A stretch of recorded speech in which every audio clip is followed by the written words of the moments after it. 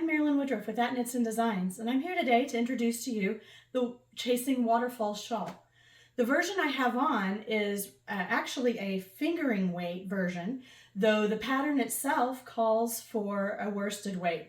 It uses 3 colors, and as you can see, even in the fingering weight, it's very generous. And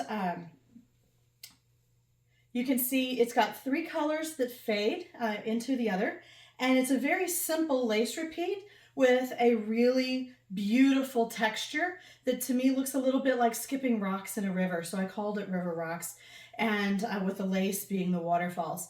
I really hope you enjoy making my Chasing Waterfalls pattern, and I look forward to showing you the stitches.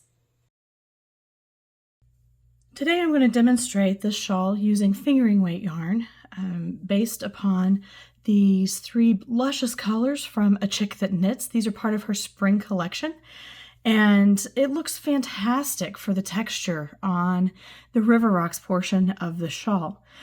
So the shawl itself is written for worsted weight. It was designed for Christie's Fiber Arts, and she has some beautiful teal colors that you'll see photoed in the actual pattern itself. But to demonstrate, I think it's easier to show what I'm doing with a lighter weight yarn. So the pattern alternates between 2 different sections. It has a section of River Rocks that is a really easy knit purl repeat, followed by a section called the Waterfalls section.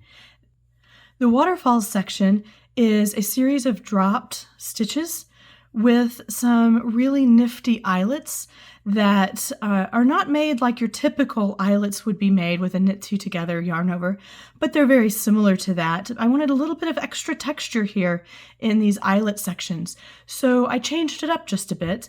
And these 2 different stitch patterns make the entire shawl itself. So you'll alternate them, you'll alternate the different colors of yarn. It will require 3 shades of yarn.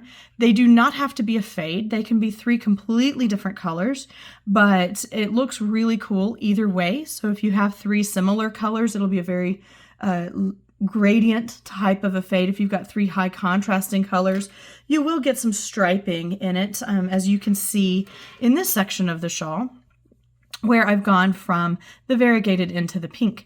So it's totally up to you. Feel free to play. If you have any doubts about your stitch gauge, this one is definitely one where looser is better.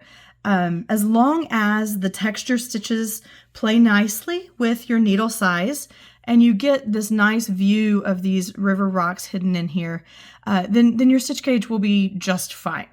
And not all yarns show this very well. The highly variegated yarns show it a little less than the tonals. So you might choose tonals for at least one of your colorways as you're setting up the river rocks so you can really see it.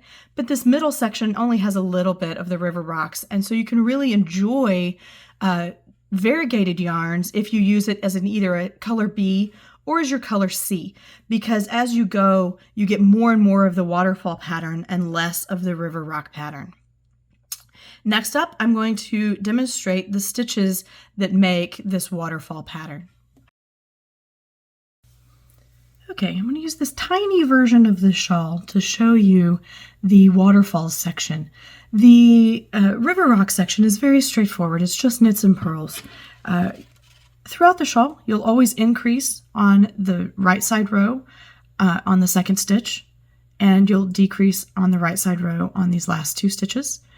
And then on the wrong side row, you will increase on the next to last stitch, which ends up being on this side. So that's consistent across both sections. So we start the row, slip 1 with yarn in front, knit front back. So we're going to slip 1 with yarn in front, slide the yarn to the back, and we're going to knit front back.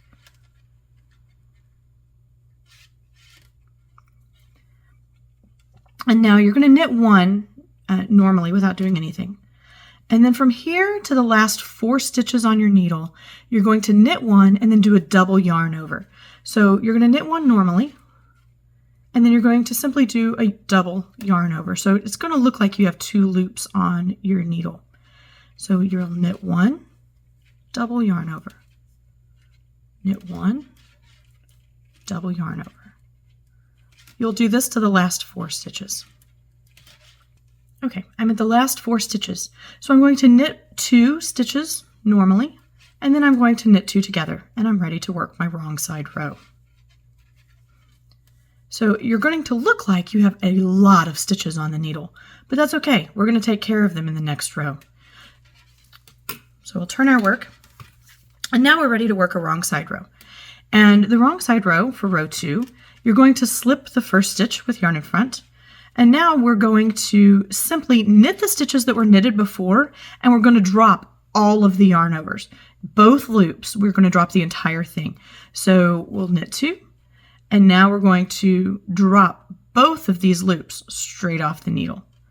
We're just going to knit, drop both loops of the yarn over. Knit, drop both loops. We're going to do this all the way to the end of the row. Okay, now I'm ready to start a row 3, and you might think it looks a little weird, but if you give it a good tug, you'll see you've made your elongated stitches for your waterfall. Row 3 is going to set up your eyelets that go right on top of those waterfalls. So just like every other row, you're going to slip the first stitch and you knit front back.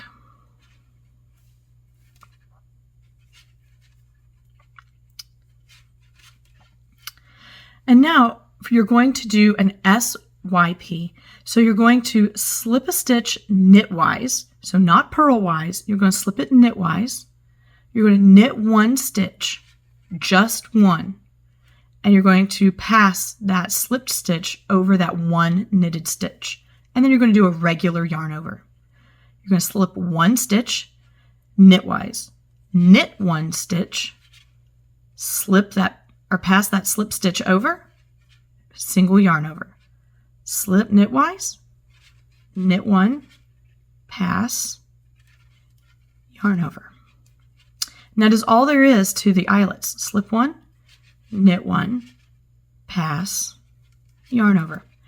And then you'll do that to the last 3 stitches, and you'll knit the last 2 stitches together. And then on the 4th row, on the pass back, you just knit normally all of these stitches, and you will see all of these yarn overs turn into beautiful eyelets on top of your waterfalls. I really hope you enjoy this pattern. I had a lot of fun creating it, and every time I've knitted it, I've absolutely enjoyed the process, and I've loved the outcome. So I really hope you enjoy it as much as I have. Happy knitting!